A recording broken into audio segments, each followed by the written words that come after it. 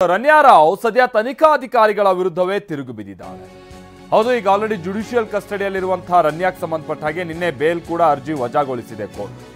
ಇದೀಗ ಅಧಿಕಾರಿಗಳ ವಿರುದ್ಧ ಆಕೆ ಸಾಲು ಸಾಲು ಆರೋಪಗಳನ್ನ ಮಾಡಿದ್ದು, ಅಧಿಕಾರಿಗಳು ನನ್ನ ಮುಖಕ್ಕೆ 10 ರಿಂದ 15 ಬಾರಿ ಹೊಡೆದಿದ್ದಾರೆ, ನನಗೆ ಹೊಡೆದ ಅಧಿಕಾರಿಗಳನ್ನ ನಾನು ಗುರುತಿಸ್ತೀನಿ, ವಿಚಾರಣೆ ವೇಳೆ ಖಾಲಿ ಪತ್ರಕ್ಕೆ ಸಹಿ ಹಾಕುವಂತೆ ನನಗೆ ಫೋರ್ಸ್ ಮಾಡಿದ್ದರು, ಸಹಿ ಮಾಡದೇ ಇದ್ದದಕ್ಕೆ ತಂದೆ ಹೆಸರು ಹೇಳ್ತೀವಿ ಅಂತ ಬೆದರಿಸಿದ್ರು,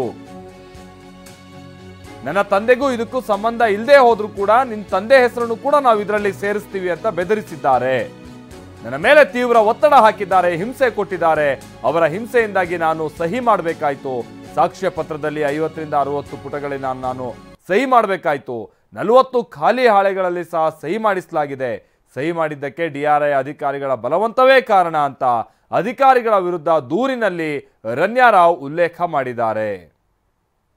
DRI ಹೆಚ್ಚುವರಿ ನಿರ್ದೇಶಕರಿಗೆ ರನ್ಯಾ ರಾವ್ ಮಾಡಿರುವಂತ ದೂರು ಇದು, ಅಥವಾ ಕೊಟ್ಟಿರುವಂತ ದೂರು. ಮುಂದುವರೆದ ಭಾಗವಾಗಿ ಕೋರ್ಟ್ಗೆ ಹಾಜರಾಗುವವರೆಗೂ ನನಗೆ ಊಟ ಕೊಟ್ಟಿರಲಿಲ್ಲ, ನನಗೆ ಸರಿಯಾಗಿ ನಿದ್ರೆ ಮಾಡೋಕ್ಕೂ ಬಿಟ್ಟಿಲ್ಲ ಅಂತ ದೂರಿದ್ದಾರೆ. ಅಧಿಕಾರಿಗಳು ಉದ್ದೇಶಪೂರ್ವಕವಾಗಿ ಹೀಗೆ ಮಾಡಿದ್ದಾರೆ, ನನಗೆ ಹಿಂಸೆ ಕೊಟ್ಟಿದ್ದಲ್ಲದೆ ಕಣ್ಣೀರು ಬರುವಂತೆ ಹೊಡೆದಿದ್ದಾರೆ, ನನ್ನ ತಂದೆ ಹಾಗೆ ಕುಟುಂಬದವರನ್ನ ಕೂಡ ಬೆದರಿಸುತ್ತಿದ್ದರು. ಇದು ರನ್ಯಾ ರಾವ್ ಅಧಿಕಾರಿಗಳ ವಿರುದ್ಧವಾಗಿ ಮಾಡಿರುವಂತ ಸಾಲು ಸಾಲು ದೂರುಗಳು. ನನ್ನನ್ನ ತಪಾಸಣೆ ಮಾಡಿಲ್ಲ, ನನ್ನಿಂದ ಏನೂ ವಶ ಪಡೆದಿಲ್ಲ, ದೆಹಲಿ ಅಧಿಕಾರಿಗಳಿಂದಲೇ ನನ್ನ ವಿರುದ್ಧ ಸುಳ್ಳು ಆರೋಪ ಮಾಡಲಾಗಿದೆ, ನಿರ್ದೋಷಿಯಾಗಿದ್ರು ಕೂಡ ಸುಳ್ಳು ಆರೋಪದಲ್ಲಿ ನಾನು ಸಿಕ್ಕಿಬಿದ್ದಿದ್ದೀನಿ ಅಂತ ಅಧಿಕಾರಿಗಳ ವಿರುದ್ಧದ ದೂರಿನಲ್ಲಿ ರನ್ಯಾ ರಾವ್ ಉಲ್ಲೇಖ ಮಾಡಿದ್ದಾರೆ. ಒಂದು ವಿಚಾರ ಇವ್ರು ಹೇಳಿರೋದು ಏನು ಅಂತ ಅಂದ್ರೆ, ನನ್ನನ್ನ ತಪಾಸಣೆ ಮಾಡಿಲ್ಲ, ನನ್ನಿಂದ ಏನನ್ನೂ ಇವರು ವಶಕ್ಕೆ ಪಡೆದಿಲ್ಲ ಅಂತ ಆಕೆ ದೂರಿನಲ್ಲಿ ಉಲ್ಲೇಖ ಮಾಡಿದ್ದಾರೆ.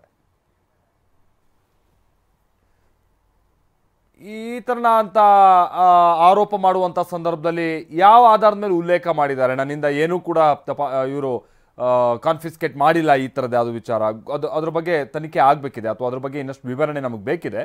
ಸೊ ರನ್ಯಾ ರಾವ್ ದೂರಿನಲ್ಲಿ ಏನಿದೆ ಬನ್ನಿ ಅದನ್ನ ಮೊದಲಿಗೆ ನೋಡ್ಕೊಂಬೋಣ.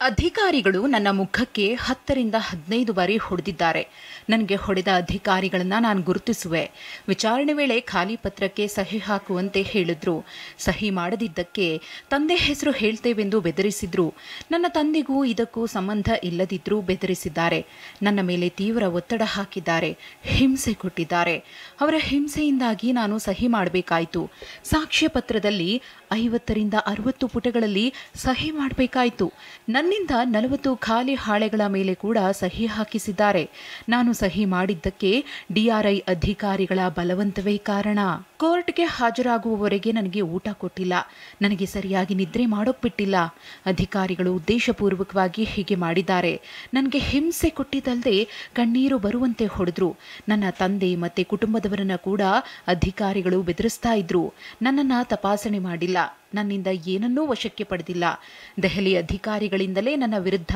ಸುಳ್ಳು ಆರೋಪ ಮಾಡಲಾಗಿದೆ, ನಿರ್ದೋಷಿಯಾಗಿದ್ರೂ ಸುಳ್ಳು ಆರೋಪದಲ್ಲಿ ನಾನು ಸಿಕ್ಕಿಬಿದ್ದಿದ್ದೇನೆ. ದಿನಾಂಕ 6/3/2025. ನಿಮ್ಮ ನಂಬುಗೆಯ ಹರ್ಷವರ್ಧಿನಿ ರನ್ಯಾ.